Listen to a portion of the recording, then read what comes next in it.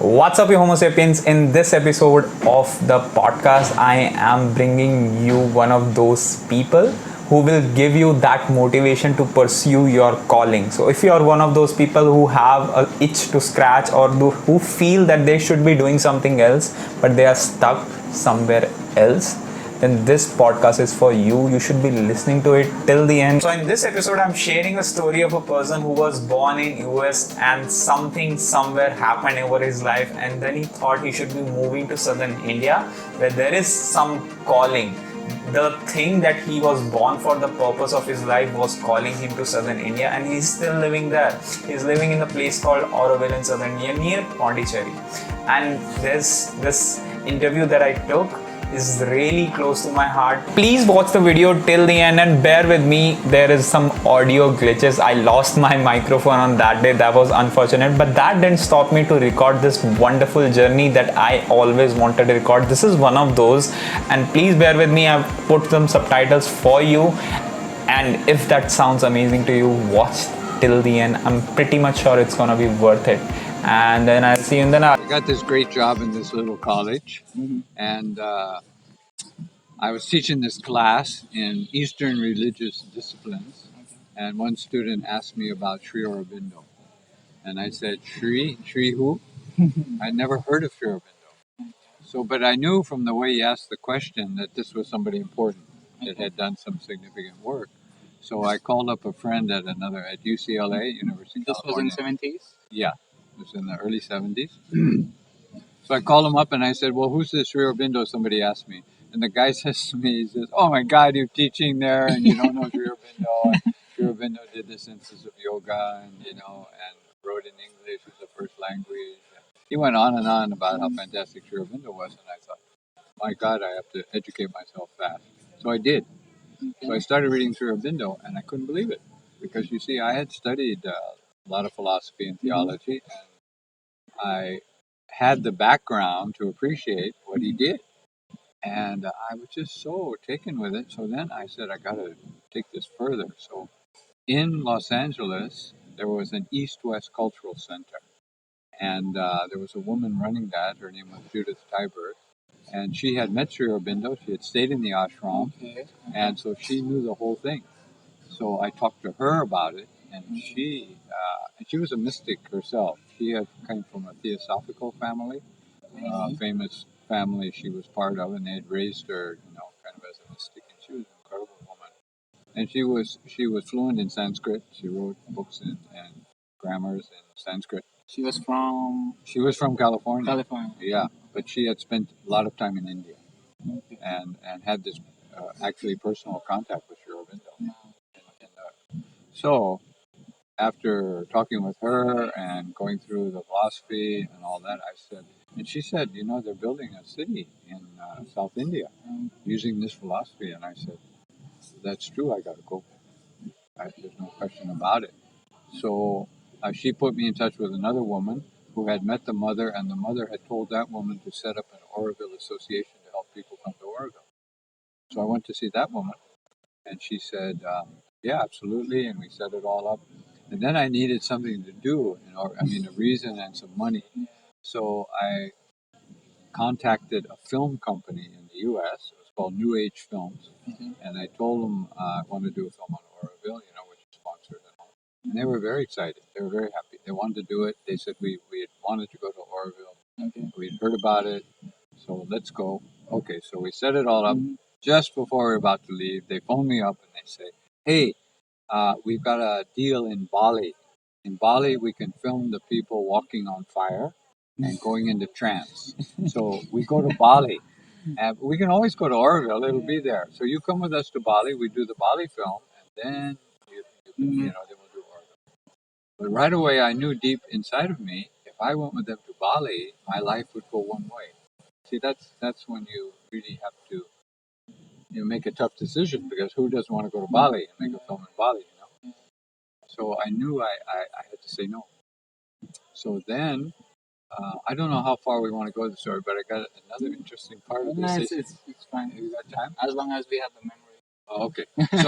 So what I did then, I went back to her and I said, sorry, I lost my contract to go to Auroville. And she said, "Oh, don't worry. There's a guy in Canada.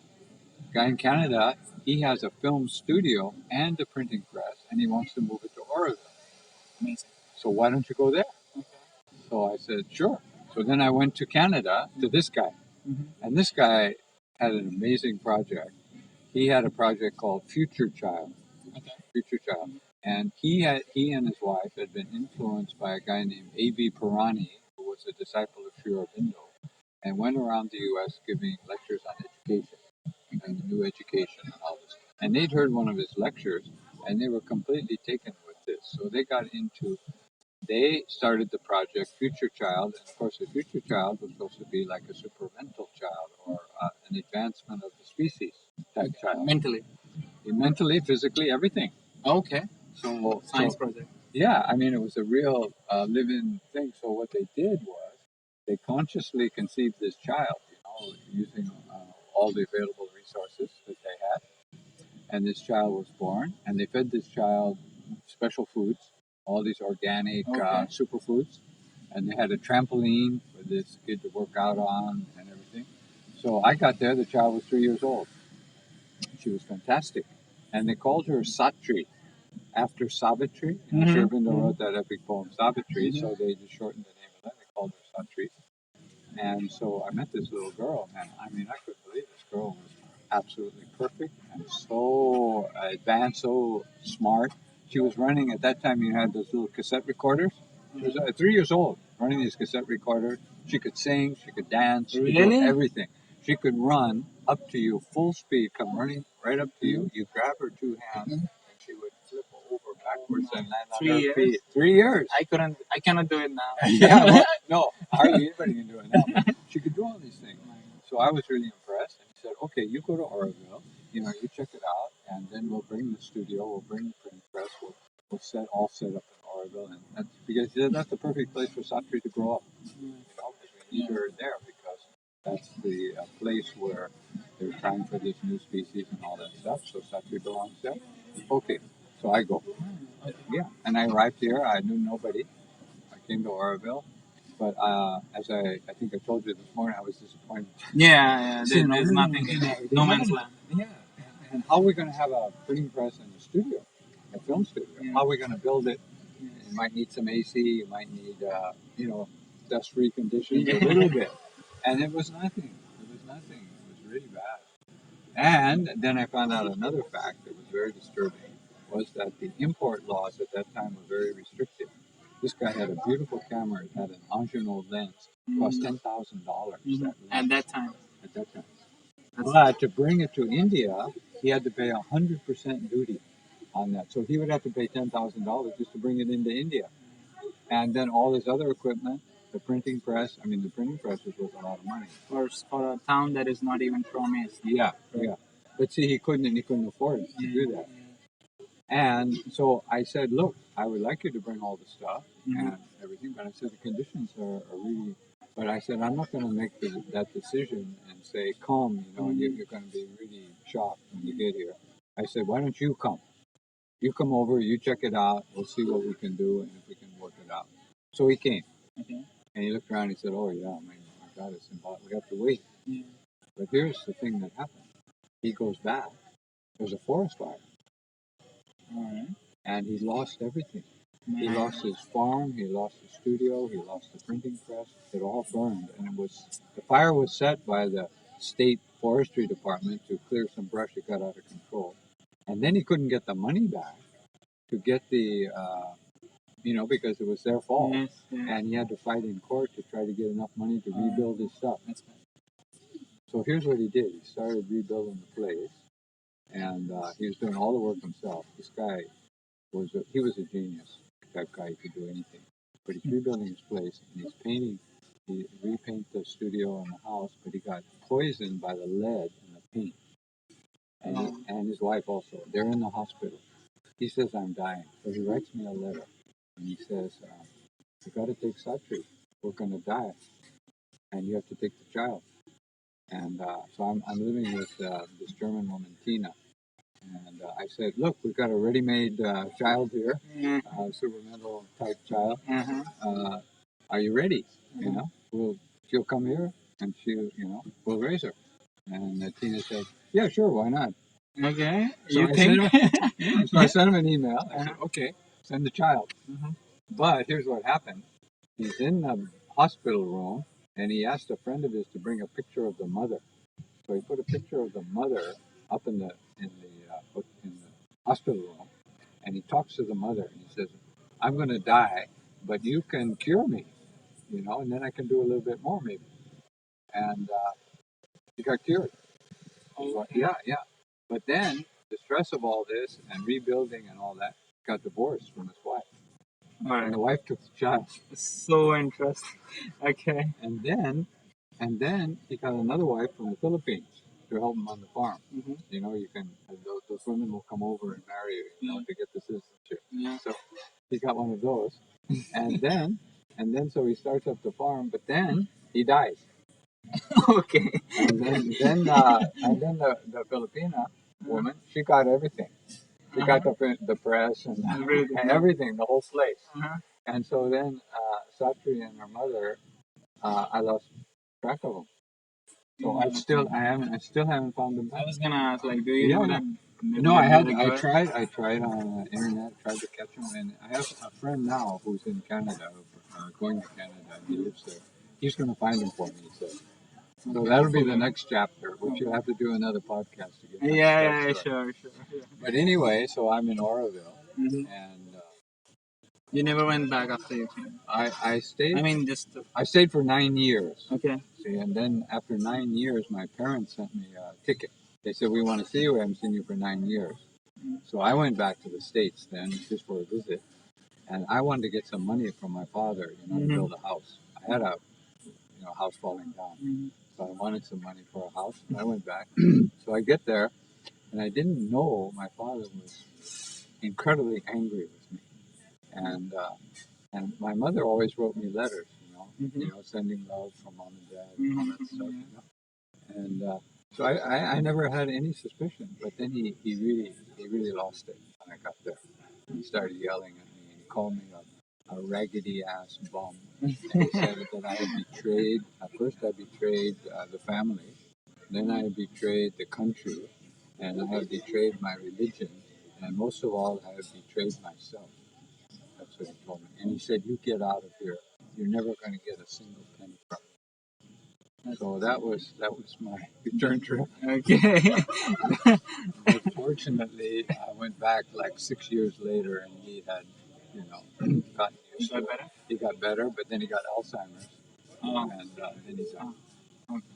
So that was Sorry. that's the family story. Okay. And so I basically stayed here all the time. But we had a lot of trouble in Oregon because during the 70s, I don't know. You want to go into the whole story? It's okay. I think it's okay. It's okay because Yeah, people need to know. Auroville was claimed by there was a society associated with the ashram in Pondicherry, and after the mother passed away, um, and I got here just after the mother passed away, so everything was fine. Everything went fine for another year, 2 years, and we're working, planting trees, doing all this stuff. But then they started to claim the place and tell people what to do. And there was a guy from, a Bombay businessman. He was sort of in charge there, and he started to tell what should happen in Oroville, and the conflict got worse and worse. And then he started having people beat up. He hired criminals to beat up people, and then he tried to deport everybody. The people that he felt, he had a few. There were a few people in Auroville that tried to remain what they call neutral, and he used them to say that they're good people in Auroville. We have to get rid of all this riffraff, all the hippies and the drugs and the sex, and all that stuff. We got to get that. We got to clean out Auroville, and then it'll run. So that whole thing was happening.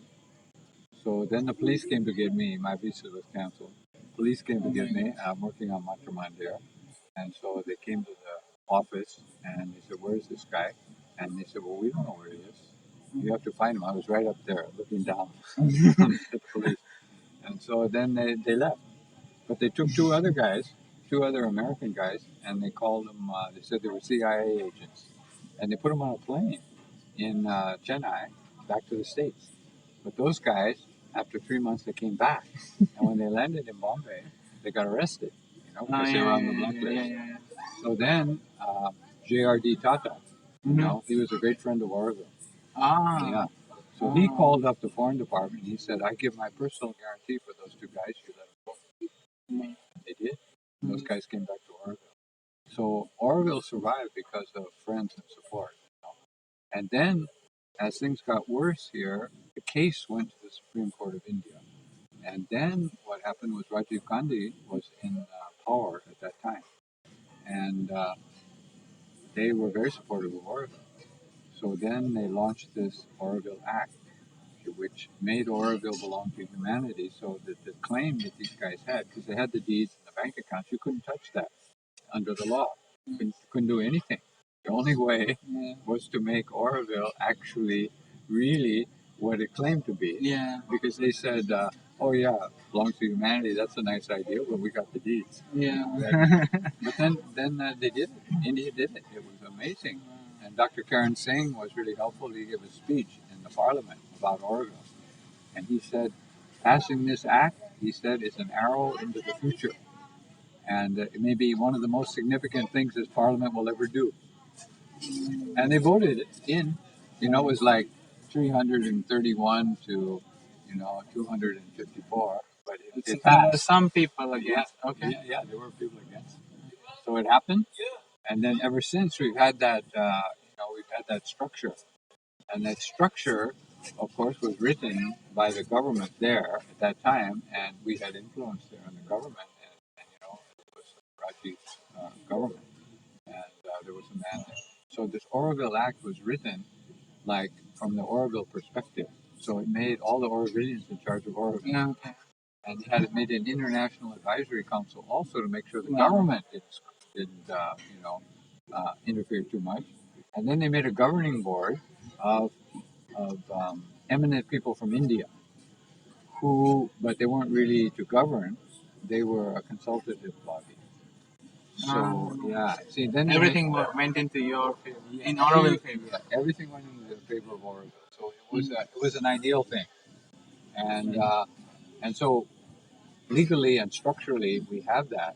So there's no problem. The only thing is we have to the residents' assembly, which is the legal title of the people who live in Auroville, has to really come together and decide things. Because see, we have a lot of factions. We always have this conflict between the so-called developers and the environmentalists, for example. People, developer, they go into the forest, they want to build a big building, and these guys have planted these trees. You're not going to cut down all those trees to put a building. I understand. So those are the things we still work with. So the big thing in Auroville is kind of like conflict resolution is a big thing, and so we have restorative circles, we have arbitration, we have mediation. From then it started, and now it is what it is. Yeah. In the morning, you said, right now the thing are just gonna start. Like, right now, it is just starting out. Like this is the time. Like we should. Auroville is beginning now. I think. Yeah, that's what you said in the morning. Like building a 50-year foundation. Oh, okay. Okay. Because now we have the place, and people can live here. They don't have to worry so much about the water and the food and the current going off. We have internet. We have, we're sitting here with Everything. Yeah. everything, Cafe. Yeah. everything you need.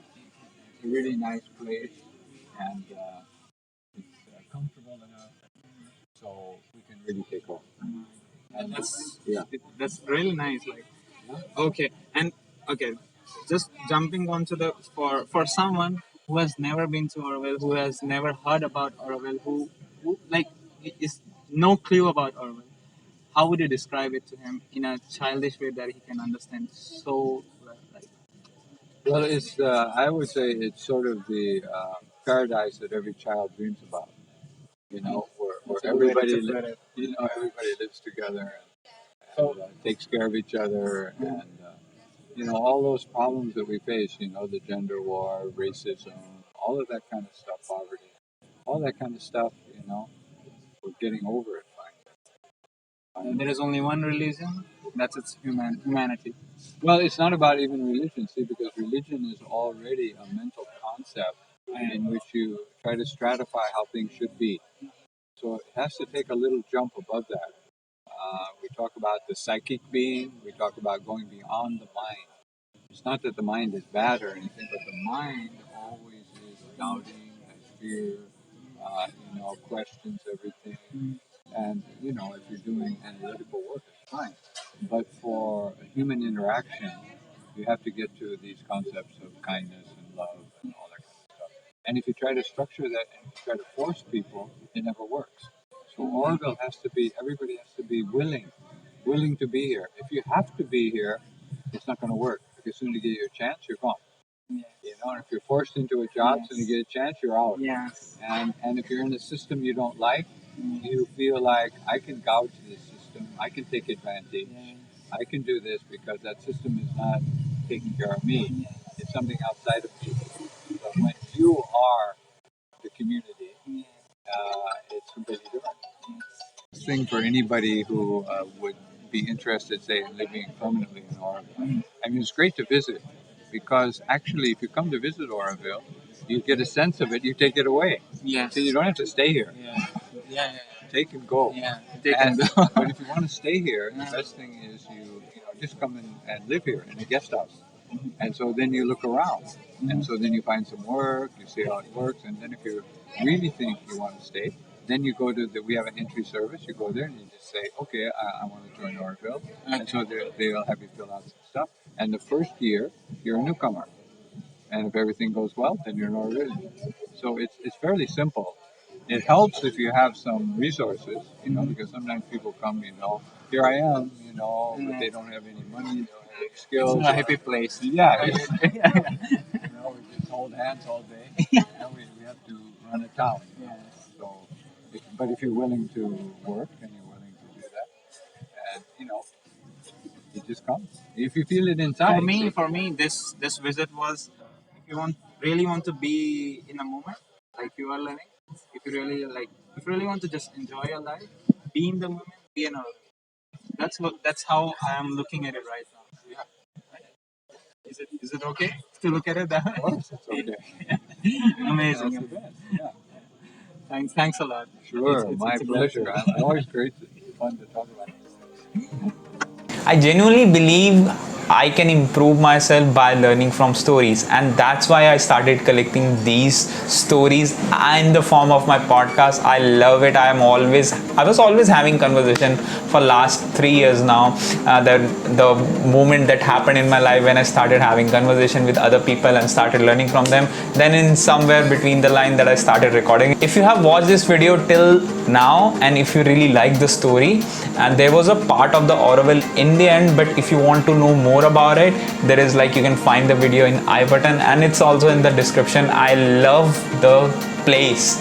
You should be definitely visiting it if you're inclined towards meditation, if you're inclined towards finding your passion, if you're inclined towards meeting a lot of people in your own country, a lot of people from a lot of countries, right? So that's just the whole another experience. It's a wonderful place. I really loved it, and I will visit it as soon as possible. And before ending this podcast, I have a question for you. What would you do if you have all the money in the world? What are your deepest desire to accomplish in this life?